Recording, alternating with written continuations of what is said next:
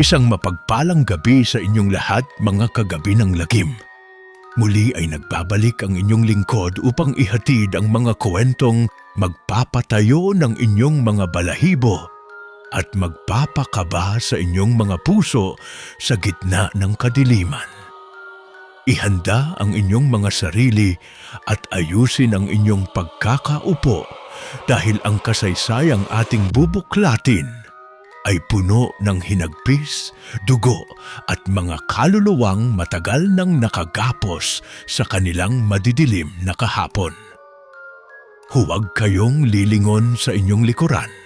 Baka may kasama na kayong nakikinig sa bawat salitang aking bibitawan sa mga sandaling ito. Kaya naman walang patumpik-tumpik pa. Simulan na natin ang kwento ngayong gabi. Malamig ang simoy ng hangin sa liblib na baryo ng San Roque sa Pangasinan, kung saan ang mga palayan ay tila sumasayaw sa ilalim ng madilim na kalangitan. Si Renzo, isang binatang mahilig sa mga kwentong kababalaghan at lokal na kasaysayan, ay naglalakad pa uwi habang bitbit ang isang lumang kuwaderno na naglalaman ng mga tala ukol sa ikalawang digmaang pandaigdig. Kasabay niya sa paglalakad ang kanyang matalik na kaibigan na si Wendy na kanina pa balisa dahil sa mga naririnig na kakaibang kaluskos mula sa madamong gilid ng kalsada. Ang gabi ay nababalutan ng makapal na hamog na tila dahan-dahan sang lumalamon sa liwanag ng nag-iisang poste ng ilaw sa dulo ng mahabang daan. Habang naglalakad ang magkaibigan, napansin ni Renzo ang isang mahabang bagay na nakahandusay sa tapat ng isang abandonadong balon sa gilid ng pilapil. Lumapit sila ng bahagya at doon ay tumambad ang isang lumang banig na may mga mantsa ng natuyong dugo at nakatali ng magaspang na lubid sa magkabilang dulo nito. Biglang nakaramdam si Wendy ng matinding takot at agad na hinila ang braso ng binata upang ayaing lumisan, ngunit tila napako ang mga paa ni Renzo sa kanyang kinatatayuan dahil sa matinding kuryosidad. Ang banig ay may kakaibang hugis na tila ba may nakapaloob na mahabang katawan ng tao sa loob nito. Sa gitna ng katahimikan ng gabi, isang mahina at nanginginig na tinig ang tila nagmula sa ilalim ng nakabalot na banig na agad na nagpatahimik sa paligid. Ang boses ay boses ng isang matandang lalaki na nagmamakaawa. "Hiwain mo ang banig, pakawalan mo kami." Ang bulong na iyon ay sinundan ng tunog ng nagkakatamaang mga ngipin na tila ba nilalamig ng matindi sa ilalim ng lupa. Napaatras si Wendy habang ang kanyang puso ay pumupukpok ng napakabilis dahil sa takot, habang si Renzo naman ay dahan-dahang naglabas ng isang maliit na patalim mula sa kanyang bulsa.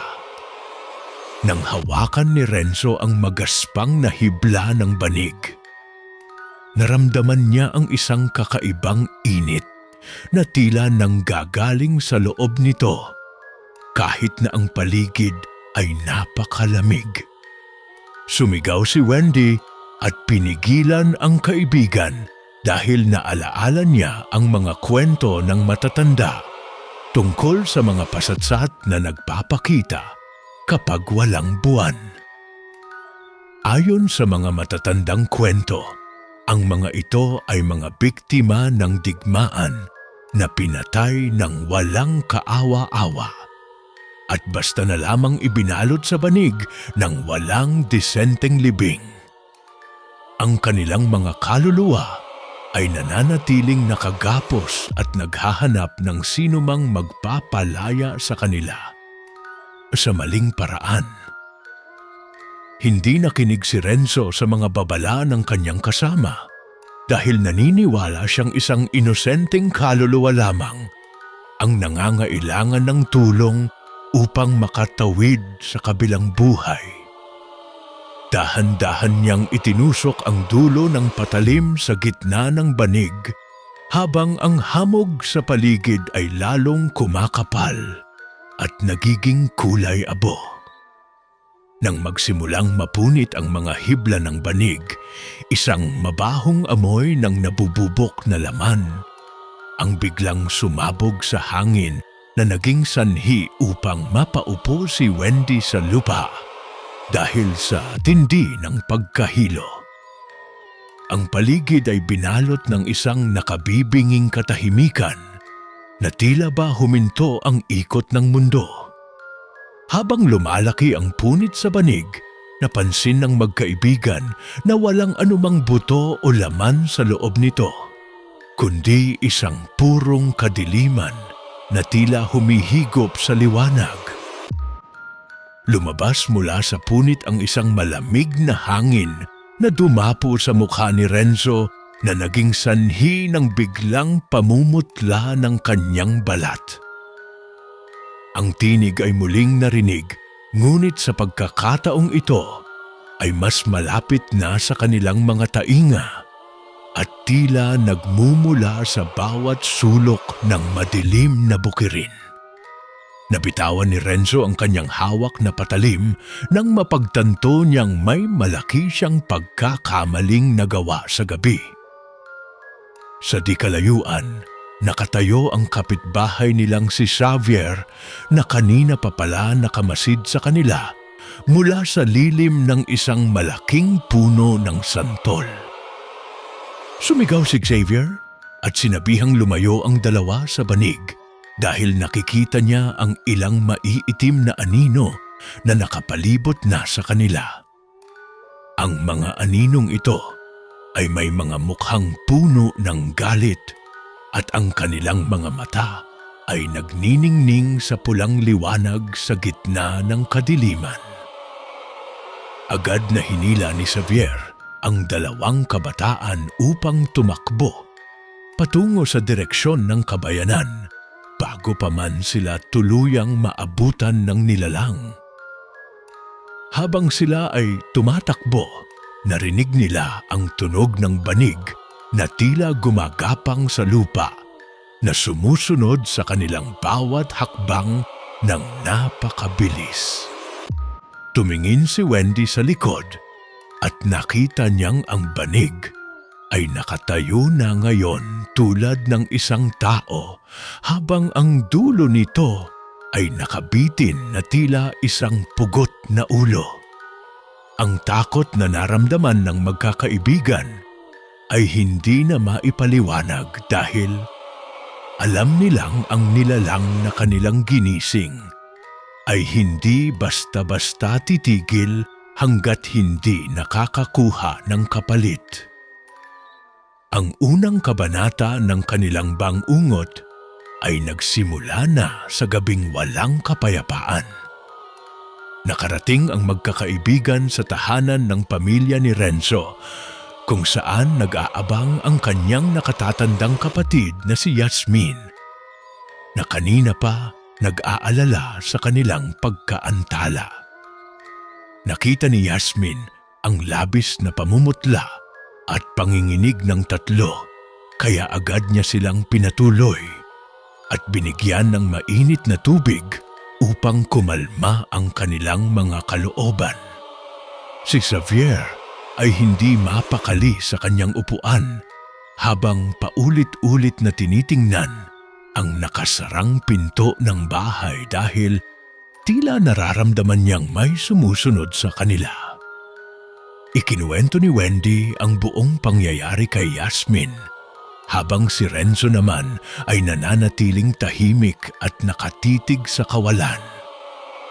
Ipinaliwanag ni Yasmin na ang kanilang lolo ay madalas magkwento noong araw tungkol sa mga pasatsat na naglipana sa Pangasinan matapos ang karahasan ng mga dayuhan. Ang mga kaluluwang ito ay hindi basta-basta mapapakawalan sa pamamagitan lamang ng paghiwa sa banig dahil ang kanilang galit ay nakabaon na sa bawat hibla ng materyal. Kapag binuksan ang banig ng walang tamang ritual ng pagbasbas, ang kaluluwang naroroon ay mananatiling nakakapit sa taong gumawa nito hanggang sa makuha nito ang kanyang buhay. Ang mukha ni Renzo ay lalong nawalan ng kulay nang marinig ang mga salitang binitawan ng kanyang kapatid. Habang sila ay nag-uusap sa loob ng sala, isang kakaibang kaluskos ang narinig mula sa bubong ng kanilang bahay na tila may mabigat na bagay na dahan-dahang sumasayad. Sumilip si Xavier sa bintana at nakita niya ang dulo ng isang lumang banig na nakalawit mula sa bubong habang ang hamog ay dahan-dahang pumapasok sa mga siwang ng dingding. Ang amoy ng nabubulok na bangkay ay muling umaling-asaw sa buong loob ng bahay na naging sanhi upang magtakip ng ilong si Wendy habang umiiyak sa takot. Alam nilang hindi sila ligtas sa loob ng tahanan. Nagpasya si Yasmin na tawagan ang kanilang tiyuhin na si Zachary, na isang lokal na eksperto sa mga sinaunang paniniwala at ritual sa kanilang probinsya upang humingi ng tulong.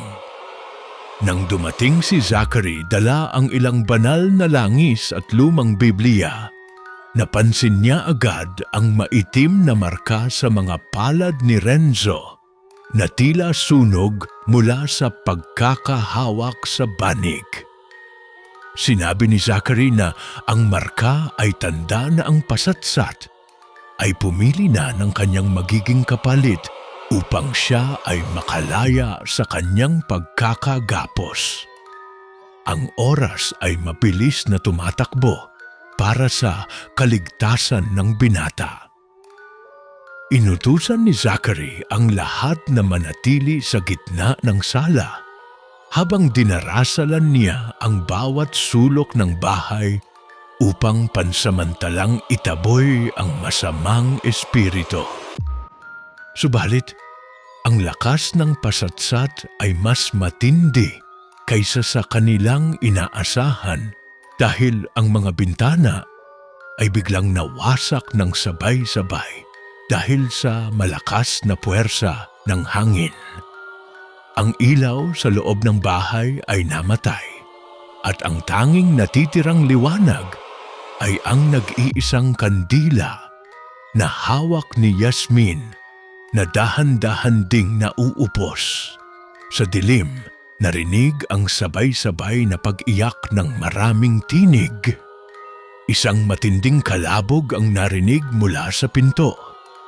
At nang muling magliwanag ang kandila, nakita nila ang banig na nakatayo mismo sa gitna ng kanilang sala.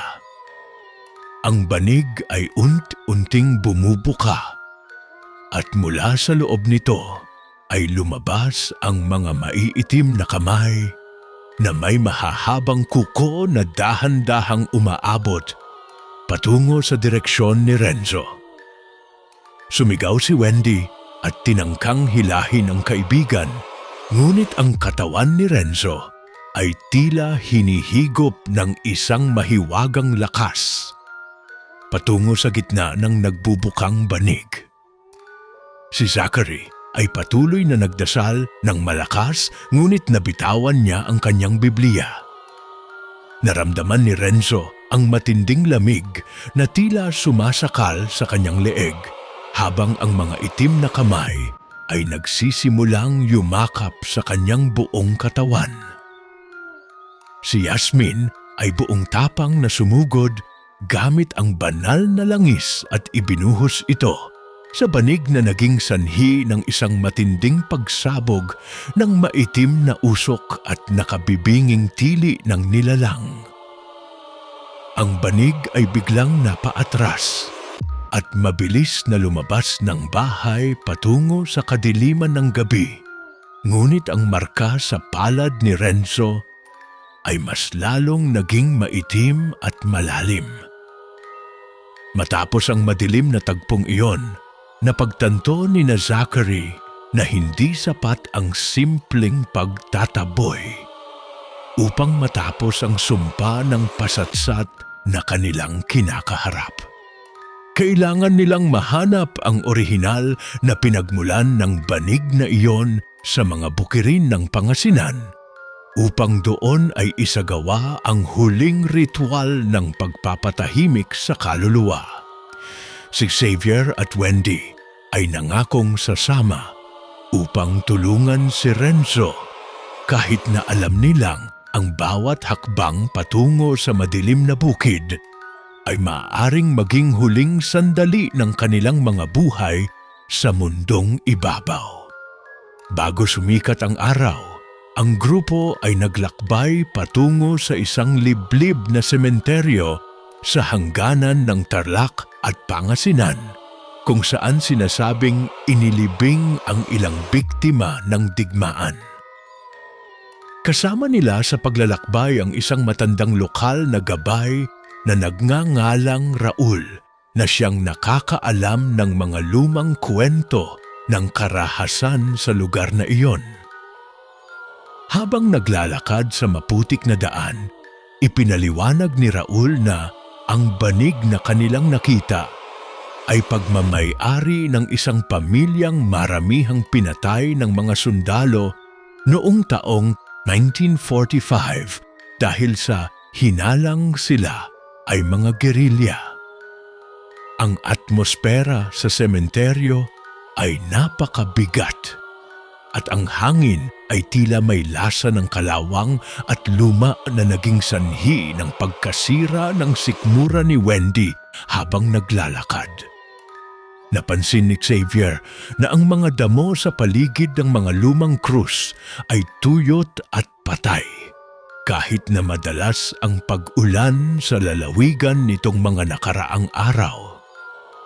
Si Renzo naman ay dahan-dahang nanghihina at ang kanyang mga mata ay nagkakaroon na ng maiitim na bilog sa paligid na tila ba unti-unti siyang namamatay mula sa loob.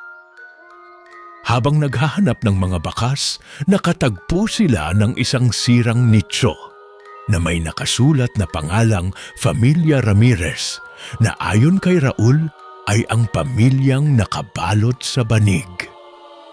Biglang naramdaman ng grupo ang marahas na paggalaw ng lupa sa kanilang kinatatayuan at ang mga lumang puno ng balete sa paligid ay nagsimulang maglaglagan ng mga dahon.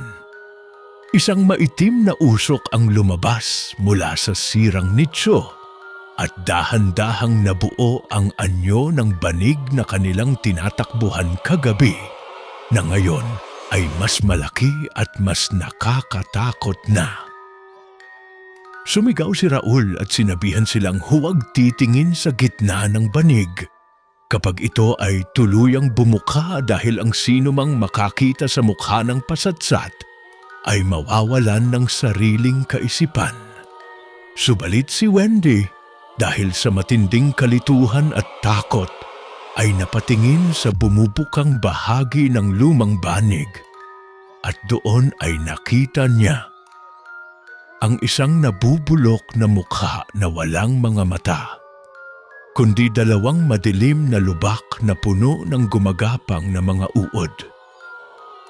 Agad na napasigaw si Wendy at natumba sa lupa habang hawak ang kanyang ulo. Mabilis na kumilos si Xavier upang tulungan si Wendy, habang si Zachary naman ay nagsimulang magsunog ng mga tuyong dahon ng laurel sa paligid ng nicho upang lumikha ng pananggalang na usok. Ang pasatsat ay naglabas ng isang nakapanlulumong tunog na tila ba iyak ng isang sanggol na hinahalo sa halakhak ng isang matandang nag-aagaw buhay sa gitna ng kawalan. Ang tunog na iyon ay bumasag sa katahimikan ng sementeryo at naging sanhi upang magliparan ang mga may itim na ibon mula sa mga puno patungo sa madilim na kalangitan. Sa gitna ng kaguluhan, si Renzo ay dahan-dahang naglakad patungo sa banig na tila ba may sumasandal na invisible na tali sa kanyang buong katawan patungo rito. Tinangkang harangan ni Raul ang daan ng binata, ngunit isang malakas na puwersa ang tumama sa matanda na naging sanhi upang tumalsik ito sa isang matigas na sementong nicho at mawalan ng malay. Si Yasmin ay sumigaw sa pag-aalala para sa kanyang kapatid, ngunit hindi niya magawang lumapit dahil sa tindi ng init na lumalabas sa paligid ng banig. Nang makalapit si Renzo, ang banig ay nagsimulang pumarito at pumalibot sa kanyang katawan na tila ba isang lona na naghahandang maglibing ng panibagong patay sa ilalim ng lupa. Ang mukha ni Renzo ay nagpakita ng matinding sakit habang ang kanyang mga buto ay tila nagkakatapukan dahil sa tindi ng pagkakagapos ng nilalang sa kanya. Si Zachary ay sumigaw at itinapon ang natitirang banal na langis sa mukha ng pasatsat na naging sanhi upang pansamantala nitong bitawan si Renzo na agad namang sinalo ni Xavier. Nagpasya ang grupo na lisanin agad ang sementeryo habang ang pasatsat ay pansamantalang nabulag ng banal na langis at usok ng laurel na kanilang ginawa. Binuhat ni Xavier si Renzo habang si Yasmin naman ay inaalayan si Wendy na tila nawawala na sa sariling tino dahil sa kanyang nakita sa loob ng banig. Ang kanilang paghahanap ng kasagutan ay lalong naging madilim at komplikado dahil ang nilalang ay mas lalong nagiging marahas sa bawat oras na lumilipas sa kanilang buhay. Nagpatuloy ang pagtakbo ng grupo hanggang sa makarating sila sa isang luma at abandonadong manukan sa gitna ng isang liblib na bukid sa Nueva Ecija upang doon pansamantalang magtago. Si Wendy ay nakaupo sa isang sulok habang tuloy-tuloy ang pagluha at pagbulong ng mga salitang walang kahulugan dahil sa matinding trauma na kanyang natamo sa sementeryo.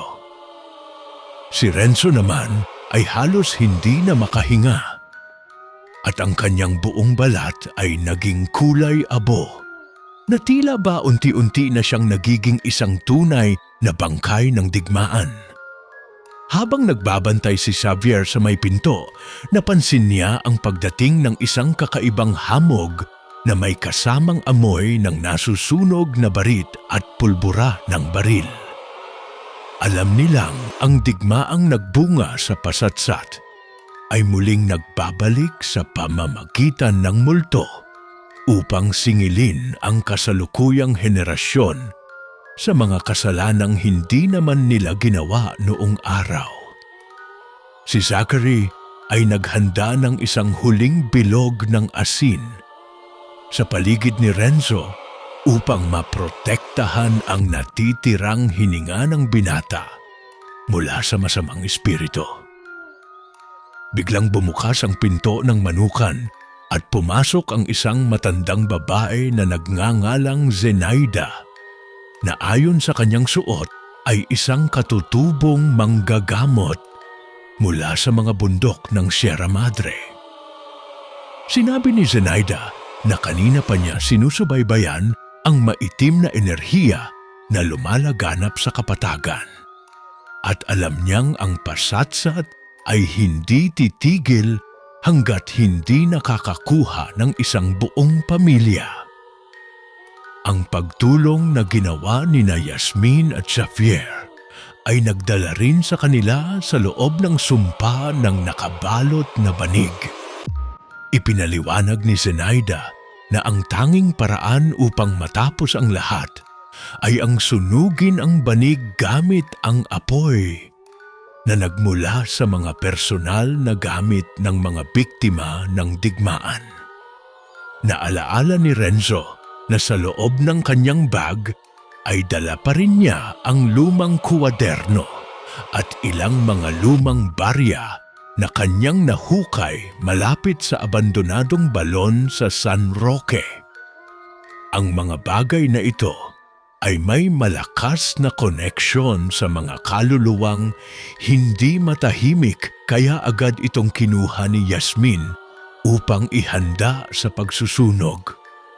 Habang inihahanda ni Zenaida ang apoy, ang buong istruktura ng manukan ay nagsimulang yumandig ng malakas at ang mga bubong na yero ay tila binabato ng napakaraming maliliit na bato mula sa itaas.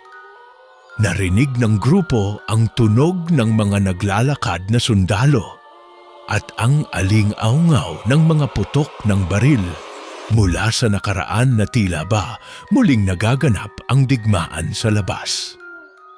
Si Xavier ay sumilip sa siwang at nakita niyang ang buong paligid ay napaliligiran na ng daan-daang nakabalot sa banig.